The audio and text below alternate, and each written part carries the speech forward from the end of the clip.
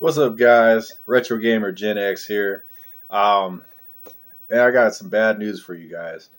So last night I went to turn on one of my retro computers and it didn't work. Let me show you guys this. Alright guys, so watch this when I turn this thing on. See what it does. Blue screen, yellow screen, flashing power light, and the disk drive lights are on, but the drives I don't believe are engaged. I don't hear them spinning. I don't feel them spinning. So this one's gonna be fun. Let's go ahead and get her taken apart and see if we can fix this thing. Alright guys, so this is actually the next night. I had a little mishap yesterday and I thought I was recording and I didn't. So I started taking this thing apart. I looked up and I realized either I didn't hit record, which I know I did, or else I just didn't hit it hard enough, or what the hell went on. But anyway, so this is day 2. I've kind of put it sort of back together again. I did start taking chips out, but I wanted to show you guys how one of these comes apart. So as you can see, you have the Amiga here, and on the side you see a hole there and a hole there. So each side has 2 screws on the sides, and then on the back right here there's a screw up at the top. Alright guys, so to pull the cover of the case off here, really easy. Once you get those 5 screws out, you just pull forward and then up and out, and there you go. And then the case just comes apart for you. Pretty easy. Nothing to it. Now, as you guys can see here, we have the drives and the power supply in here. Now, usually the drives are plugged in and the power supply is plugged into the board. But obviously I've already taken it apart. So let me show you where the screws are to be able to take this whole caddy out. And that way you take this whole drive and power supply assembly out. So here is the drive caddy. So you have a screw here, a screw here, and a screw here to take out. And then along the back,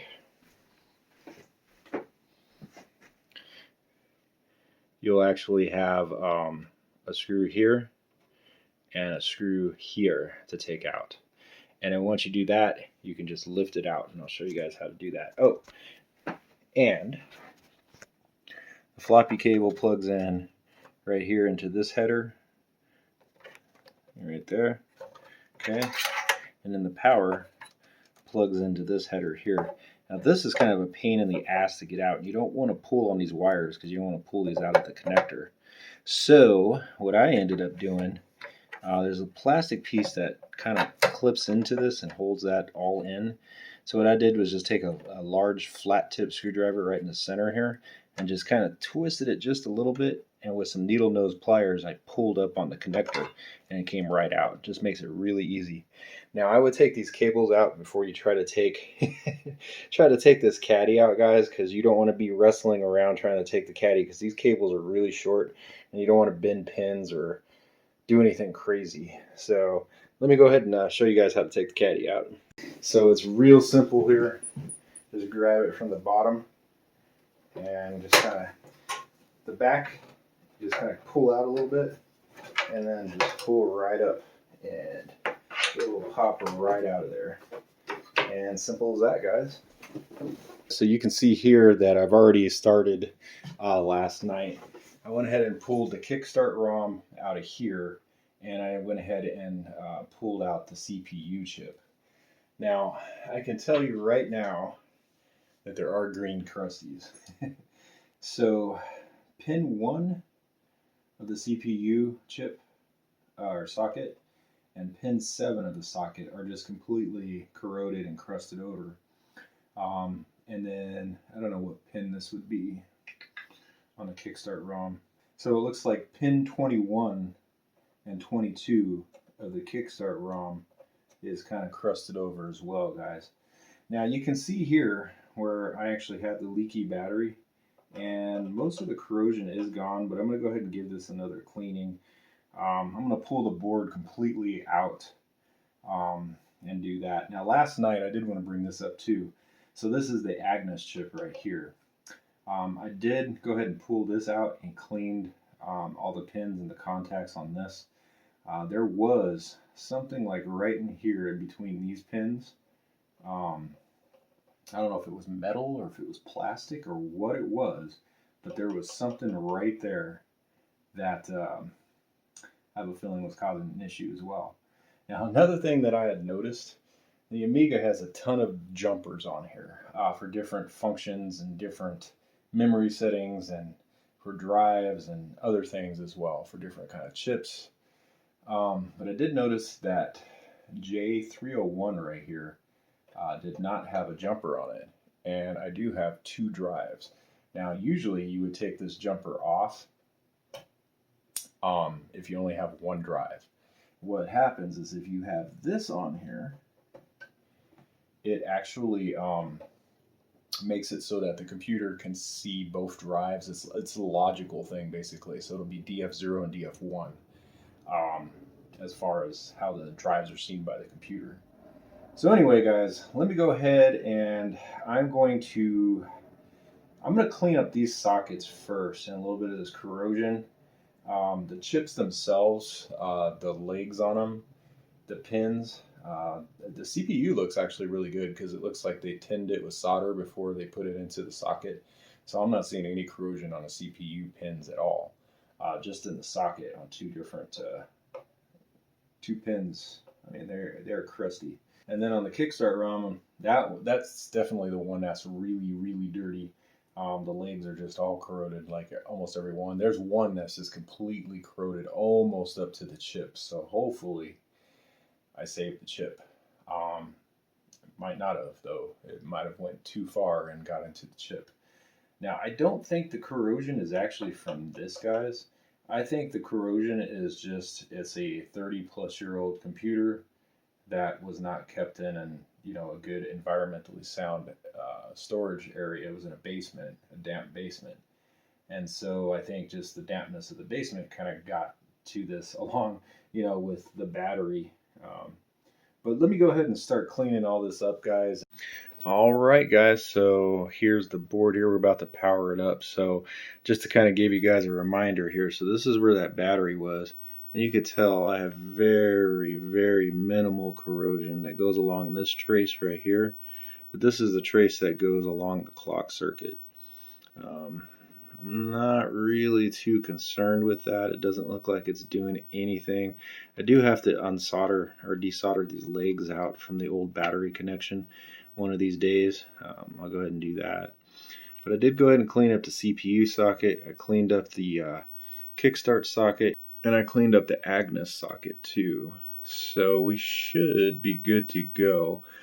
Let's go ahead and fire her up and see if she'll actually do anything. I got it connected up via RGB to the monitor here. So let's go ahead and see what happens. See what kind of screen colors we get. Well, that's looking good. That's looking damn good. Oh, yes. Let's go ahead and put a disc in.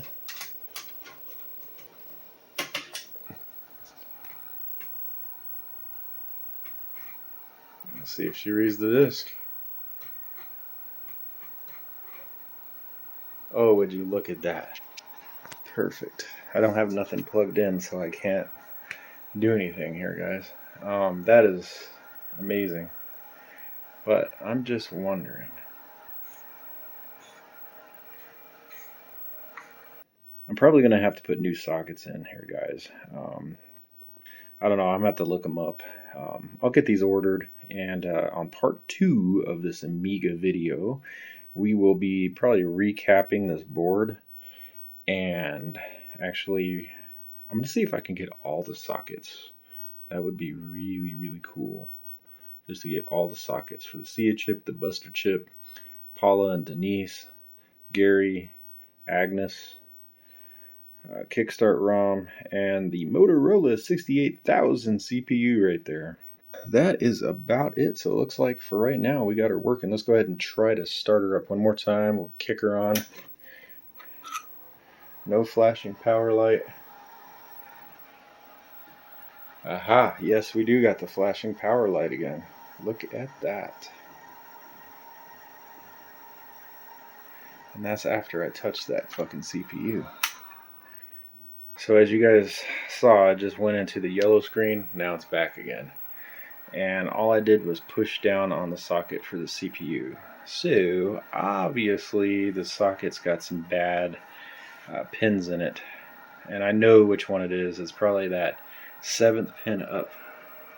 That one was really crusty, and yeah, it didn't seem like it had too much of a good connection. Let's try it again, guys. So we'll push down on this side of the chip. That way it lifts this side up. And let's try booting it again. And it boots. So that's definitely the issue. Looks like a CPU socket. Yeah, I'm gonna resocket everything. I'm gonna go ahead and recap it, resocket it. That'll be part 2 of the Amiga video. So once I get all the parts in, you guys will see that video coming up. But it definitely is working now. So that's good. So at least now we know what is wrong with it. Not a bad chip, nothing bad on the board. It's just the sockets.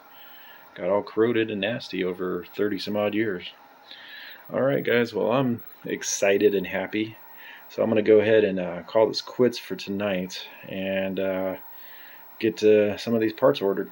Alright guys, have a good one. Peace out.